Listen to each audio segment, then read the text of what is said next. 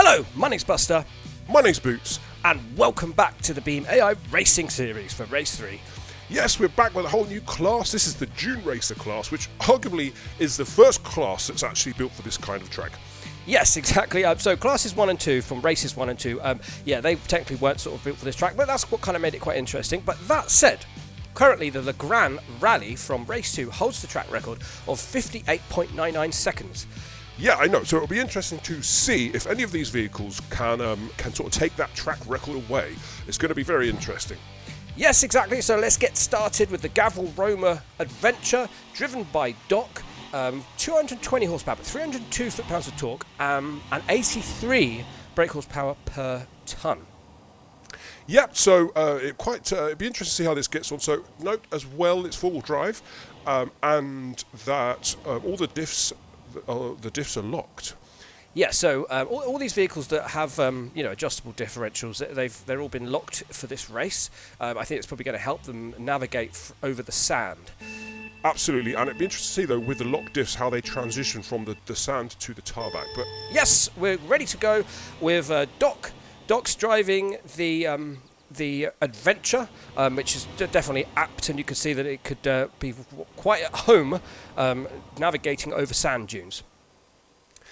Yeah, whoops-a-daisy. Okay, that's a good start, Doc. Oh no, Doc's okay.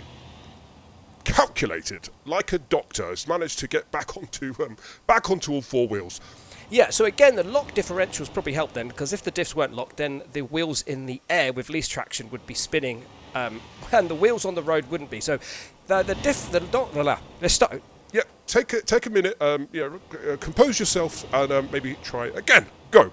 Okay, yes, I'll try again. So if the diffs weren't locked, then the wheels would be spinning where the wheels with least traction. Therefore, the wheels that were on the road wouldn't be spinning and probably be stuck on his side. Well, that was a long story. Yes. Anyway, so round past the Tree of Wisdom, Doc goes for the end. Now almost about to hit the home straight past the Tree of Wisdom. So yes, we're going to get ready to see the first time for lap 1. So far, I mean, it's looking like straight, completely at home there. Yes, Doc crosses the line and is with a 1 minute 17:02. Yep. Oh, staying on the control there. Very good. Okay, going from the sand to the tarmac. So let's see. Lap 2 usually is the better of the two laps, isn't it? Because it's a rolling lap.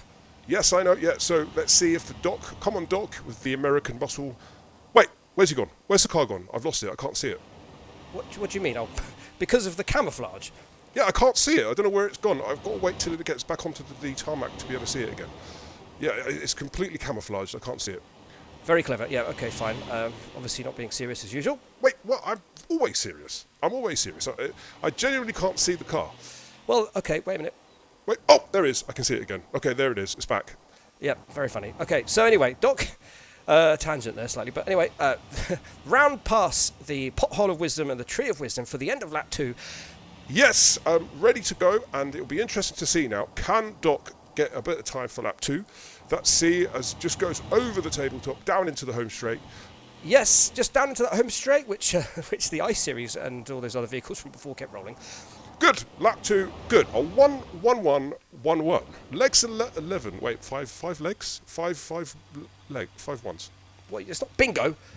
Anyway, I don't know what that was all about. Anyway, so Gavril D35 SuperPig, 409 foot-pounds of torque and 314 brake horsepower, 114 brake horsepower per tonne. Yeah, so this is a higher power per tonne, brake horsepower per tonne. Because look, it's been completely stripped. There's not much of this car left. It's all been stripped down. So this is probably going to be a good time because it's got a nice big V8. Some muscle there, some nice V8 muscle power, and with not much weight. So it'll be interesting to see how the SuperPig does. Yeah, so it's funnily enough, okay, so this is going to interest you because we just missed it at the beginning. What's that? So this car is actually heavier than the Roma because the SuperPig has 2,750 kilos, whereas the Roma is 2,630. So this, although it looks like it's going to be lighter, it's actually heavier. Oh, well, fancy that. Very interesting. So this actually is heavier. So let's see how it gets on. But it does have more power, higher power per ton. So the Roma had 83 brake horsepower per ton, whereas this has 114. And yeah, both four-wheel drive. And so it's going to be interesting to see how the SuperPig does. Yes, absolutely. So far looking pretty good. It sounds good anyway. And I can actually see this one when it goes on the sand now because it's pink. So I can see it. Yeah, very clever. So yeah, so we can both see this one. So that's good. It's a good start since we're supposed to be commentating. Yeah. Yes, that's right. So anyway, the SuperPig is now going round. I think we called this the horseshoe, and round the horseshoe and over the pothole of wisdom. Yes, exactly, and the tree of wisdom. Yes. So all that suspension is just making these jumps an absolute breeze. With these vehicles, they've got absolutely no issues with the jumps. Like we saw with, I think it was the first class of vehicles, the Derby ones, that they were landing heavily and damaging their oil pan, and then they started sort of leaking oil. Yes, okay, so the SuperPig, nice jump there, nice under control. 1 minute 16, so that, yeah, about a second and a half faster than the Roma's first lap. So it's going to be interesting to see now, can the SuperPig get a better time for lap 2? Yeah, so it's going to be interesting because at this rate, one would expect that the SuperPig will get a better time, potentially, than Doc in the Roma. Well, I guess because the SuperPig done a faster first lap, so naturally you'd think it would do a faster second one as well. But let's see. Time will tell. Literally, quite literally, time will tell. Yep, so the SuperPig has just gone over the tabletop, down into that transition from the dirt to the tarmac, no problems. These vehicles are really having no issues at all. So up the bank there, and going around the horseshoe, and to end the second. Wait, what? They end the second lap. To end the second lap, my goodness, where have you been? What, you're not paying attention again as usual. No, maybe not as much as I should be. Anyway, so the SuperPig down into the home straight, over these potholes, and across the line. Yep. Oh wow. Okay. So 1 minute 11:68. So a better time than the first lap. However, not better than Doc in the Roma. Yep. Okay. Good. So next is Kinexona 06 in the Ibishu Hopper Rock Racer. Yep. 380 foot-pounds of torque, 412 horsepower, and another tasty V8. Yes, another tasty V8, certainly. This is the lightest one so far, and rear-wheel drive. So now the first two are four-wheel drive, so this one is rear-wheel drive, and it's much lighter. Yeah, much lighter. And also, interesting point here, that this one out of the three is a lighter, but it also has the most brake horsepower per ton. So you'd imagine on paper this should get a better time. So let's see. This will be interesting, because it's much lighter, it's got more power per ton, which is really the main point here, isn't it? Well, yeah, you can have all the power in the world, but if the vehicle's too heavy, then it's unfortunately not going to convert well to power to weight, which of course is important. Good, we're off now. The Hopper, driven by Kinexona 06, off to a great start. Look at this, looking good already. Up that hill, over the pyramid, and yeah, looking good. Yep, transition over to the tarmac here, and yeah, looking good. Although, come on, put your foot down. Yeah, there was a bit of hesitation there. I'm not sure why, but get your foot down. Get your foot down. Okay, back over the pyramid now. Let's see how Kinexona 06 does down into Dust Bowl Alley, looking strong. And of course, so this is the back out a little bit there, because of course this one is rear-wheel drive. So it'd be interesting to see. Nice jump there. Good down into the transition, which we saw catch out quite a lot of vehicles in the last two races. Yeah, we saw a lot of these vehicles, yeah, coming straight down there, down into from the sand to the tarmac, and we saw it cost quite a lot of these vehicles some time as they would sort of spin out sort of on that transition from one surface to another. Yep, but no issues here. Across the line for the first lap. Whoa! Okay, 1 minute 8 seconds. Whoa, nice flight by Kinexona 06. Now, so far, probably will get an even faster second lap. But so far, Kinexona 06 has the best time so far of a 1 minute 8:41. Oh dear, yeah, I don't know. Another one of these Japanese cars. Obviously, the Japanese have copied the wrangling of this vehicle. You can see, like, well, they do say the Japanese are very good at at copying other cars, and in some ways making them even better. Wait! What? How dare you? What are you on here? How? This is no way this is not going to be better than the actual Jeep Wrangler. Don't be silly.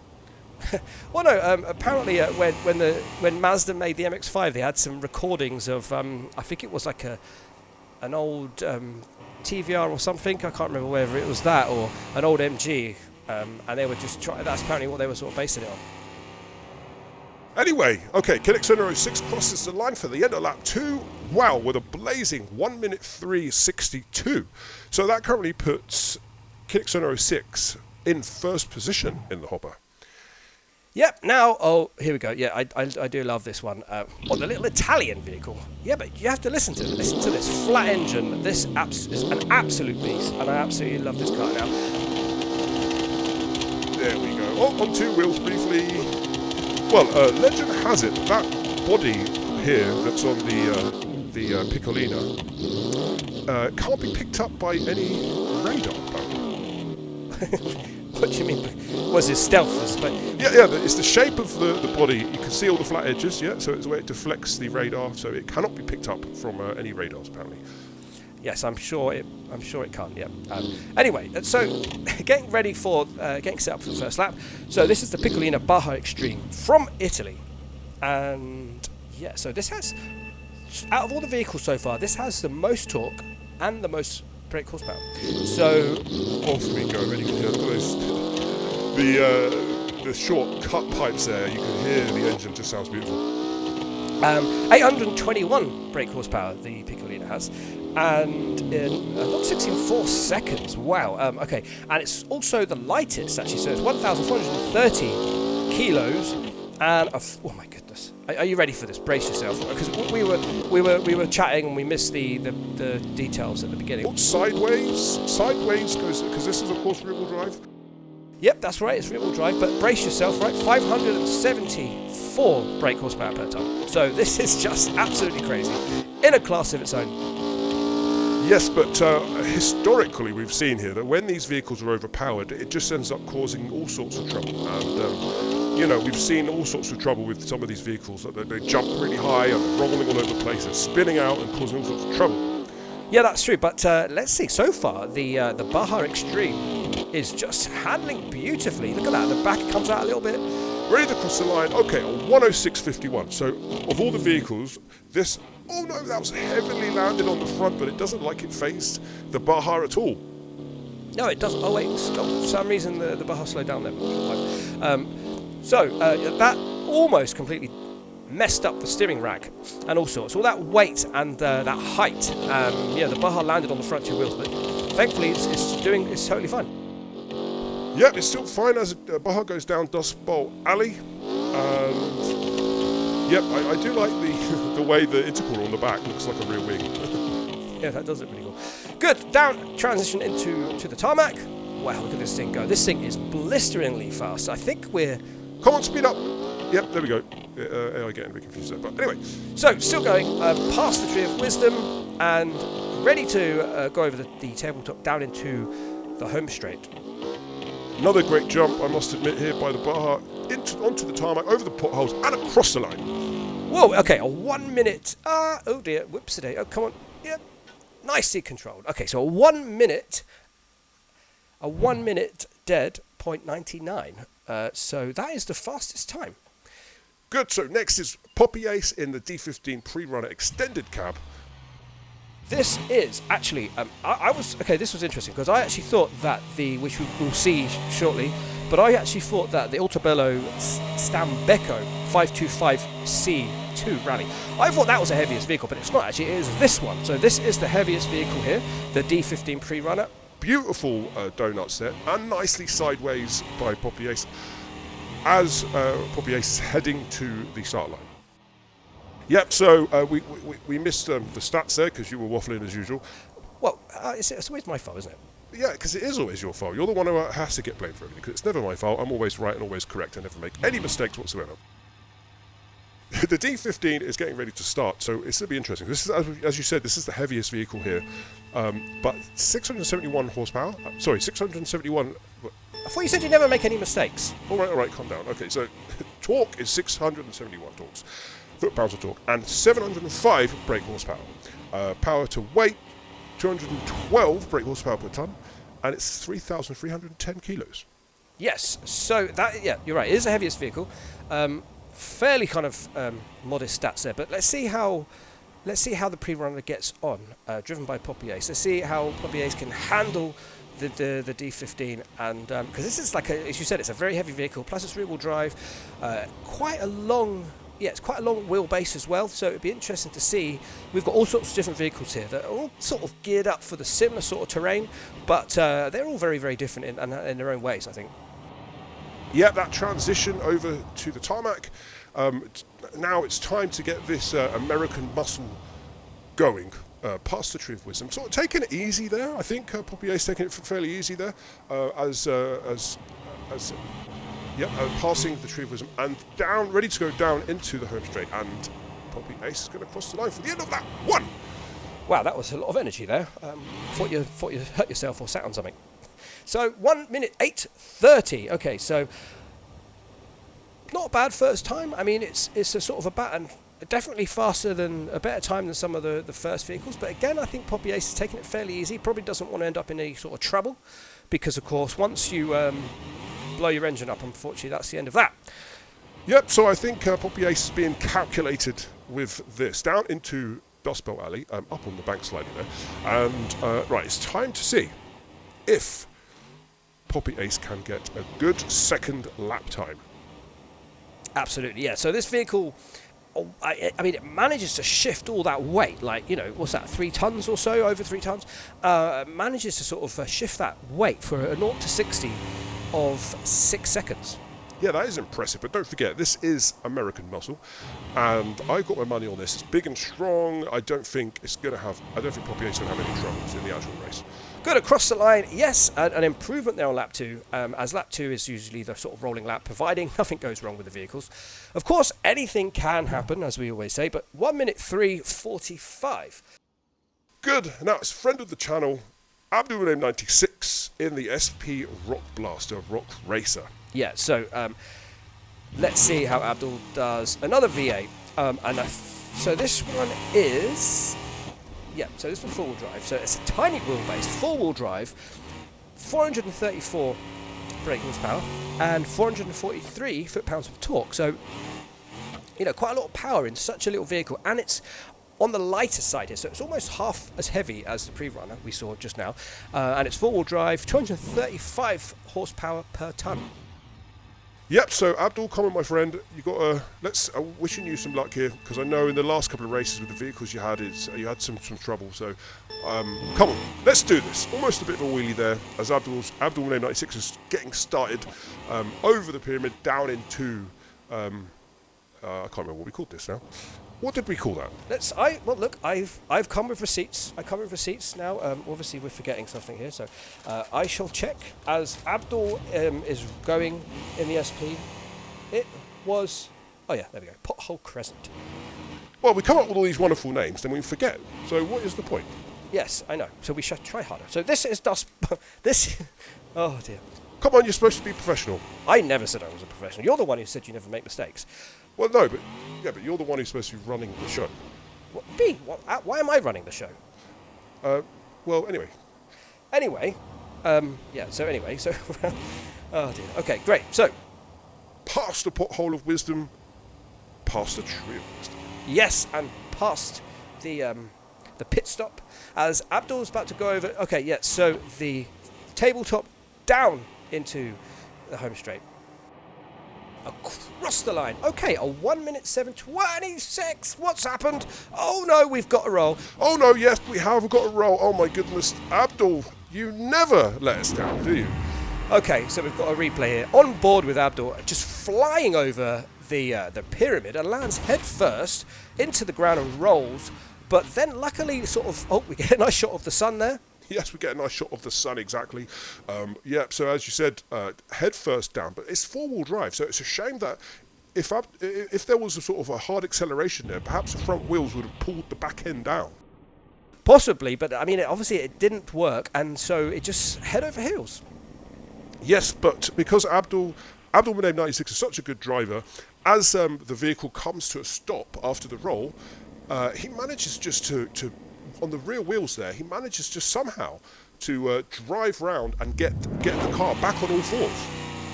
Yeah, that was a bit of legendary driving there to get the vehicle back on all fours, but unfortunately, as you can see, now Abdul's got all sorts of trouble here. Yeah, it looks like the rear axle has sort of come away partly from the back of the vehicle, but there still seems to be drive at least. Yeah, somehow the drive shaft still seems to be connected, so we are getting some drive all around the vehicle, but it's at a snail's pace. That was unfortunate, because Abdul Munaib 96 managed to get quite a fair time in comparison to these vehicles racing in race 3. Quite a fair time for race 1. I mean, lap 1. There you are. You said you never make mistakes. All right, calm down. Calm down. Yes. Okay. Fine. Yes. So after lap 1, you can see the drive shaft spinning still there, and so a good time for lap 1. But unfortunately now that roll is really costing Abdul now for lap 2. Yeah, it's unfortunate because I think Abdul would have been on target for a very good second lap time if we didn't get that quite epic roll there. Yeah, but it was great driving to get the vehicle back down on all fours. It was quick thinking, but like you said, the damage is done. Unfortunately, you can see the rear drive shaft axle is sort of coming away from the vehicle, and there's all sorts of trouble there. And also the rear right wheel seems to be rubbing on the chassis of the vehicle as well, so that's obviously causing trouble. Past the Tree of Wisdom. Yep, past the Tree of Wisdom, and now can Abdul over the little bumps there, and can Abdul make it up and over the tabletop now and down into the home straight to cross the line? Yeah, so it's a shame really, because like I said, I did expect a good time for lap 2, but unfortunately it looks like it's not going to be the case. No, but the 1 minute 7. Okay, yeah, 2 minute 19 as we sort of expected, but yeah, 1 minute 7 for the first lap. Now that does at least put Abdul sort of mid-card, perhaps mid-card, so at least not at the bottom, so that's good. Good. Next is the SP Dune Kicker TT2 spec, 428 foot-pounds of torque, 390. Oh wow! Would you listen to that? 390 brake horsepower. 0 to 60 in 5.7. Here we go. Rear-wheel drive, so we hopefully get some nice donuts. The inside wheel coming off the ground a little bit there. On free wheels a little bit. And the cameraman has a death wish. Yes, the cameraman seems to have a death wish there. All that suspension travel there, so this is going to be good. I think this is going to be a good time. This is again another heavy vehicle, so this is 2,650 kilos, and is just a little heavier, about 50 kilos or so, 70 kilos or so heavier than the Stambecco, which we will see as the last vehicle to qualify. Yes, exactly. So the TT2 spec getting ready to go. We're waiting for the green light. I think I've got a good feeling about this one as well. It's another American-built V8. We're getting ready to show the world what you can do. And it's going to be interesting to see what sort of time this vehicle gets. Again, it's another sort of fairly long wheelbase, although not quite as long as the pre-runner. But it's a fairly long wheelbase, and it's rear-wheel drive again. Yeah, and quite a lot of power. 147 brake horsepower per ton. So it does not quite as much as the Baja Extreme. That thing had just a ridiculous amount of power. Yeah, that thing was ridiculous. It was small and powerful. Goodness gracious, a lot of power there in the Baja Extreme. Yeah, and I was quite surprised, because usually with these vehicles, as we touched on earlier, that when they've got a lot of power, they just end up getting themselves in trouble over the jumps. Well, yeah, they have. We've seen that. But these vehicles, they're sort of built for this sort of thing, like these sort of stadium truck type vehicles that just can really, just like the jumps just aren't an issue, not a problem in any way, shape or form. I know, exactly. So down into the home straight, ready to cross the line for the end of lap 1. So we're going to see, this is going to be interesting. Okay, a 1:07.66. So you see that first lap, actually it's just... Oh, that was... Abdul Munaib 96, you've left your wheel behind. Oh. Yeah, that wasn't an issue for the Dune Kicker, though. It just pushed that wheel out of the way. So it's looking like fairly sort of calm, but I think probably taking it easy now. I mean, but it's interesting to see. It's going to be interesting to see how what the second lap time will be. Yeah, as we were just saying, but the first lap was a bit slower than Abdul 96 is first lap. So it'd be interesting to see what lap 2 is. So I think that Abdul's going to be kind of all right. I think hopefully he won't be at the back like he has been, unfortunately, in the other race. But I don't think he's probably going to be about the midway, I think. Good. Okay, so the Dune kicker is over the tabletop, down into the home straight. It's going to be interesting to see now what sort of time.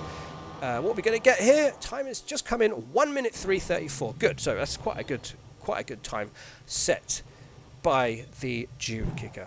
Good, so next is August driving the Autobello Stambecco 525 C2 Rally.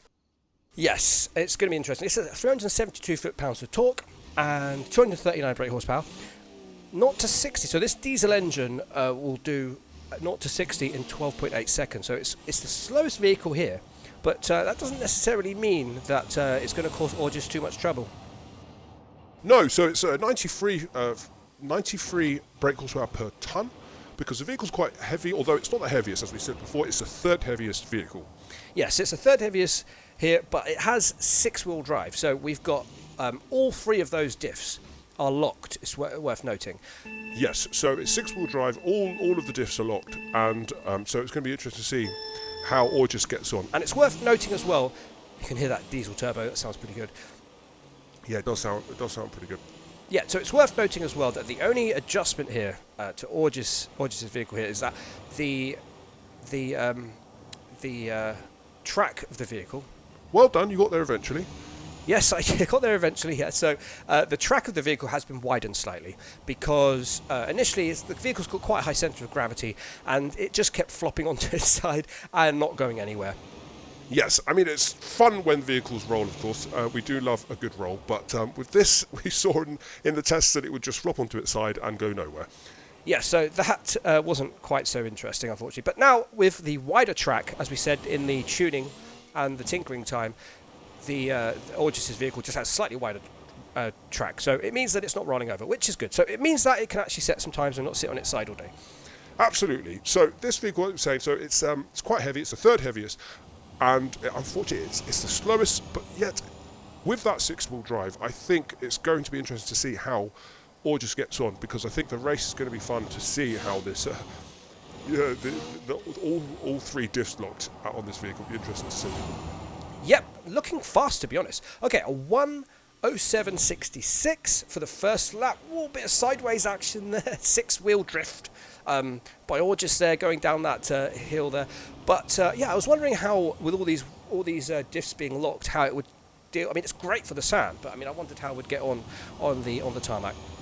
But it's August taking it into a stride here. I think the lack of power and the weight and the extra weight sort of thing. I don't think it's causing August too much trouble. Look, he's looking pretty good down there into Dust Bowl Alley. Looking good so far. Absolutely looking good, and it'd be interesting to see. I think this is a good jump. Let's see how we get on here. Nice under control, bouncing around with that slightly wider track we were talking about earlier. Yep, transitioned into. To the tarmac there. It'd be interesting to see what August will get in at the end of the second lap. Yep, past the Tree of Wisdom and the Pot of Wisdom. Heading back round, up and over the tabletop. So yeah, this vehicle's looking good. It's looking fast, to be honest. I wondered how this would get on, but yeah, it's looking pretty good so far. Nicely done. Ready to cross the line. Cross the line with a 1:03.34, which unfortunately that looks like it's the slowest of the pack, but. Yeah, it'd be interesting. Okay, so first place is Autobello Piccolina Baja Extreme with a 1:99. Well, 1:99. Second place is SP Dune TT2 Spec, 1:03.34. Gavril D35 Pre-Runner is a 1:03.45, driven by Poppy Ace. The Hopper, driven by Kinex 06, a 1:03.62 in fourth place. Fifth is the Rockbasher, 1:07.26 by Abdul, driven by Abdul, 96. Well done, sir. You got a good enough time to hold you up there on that first lap. Yep, and then it's the Roma, driven by Doc in sixth. Then the SuperPig in seventh place, 1:11.68. And Orgis is in 8th place with the Stambecco 525 C2 Rally, 1:11.72. But I think he's got a good chance because he'll just push everyone out of the way if need be. So it'd be interesting to see. So make sure you come back for the main race. Yes, see you in the next one.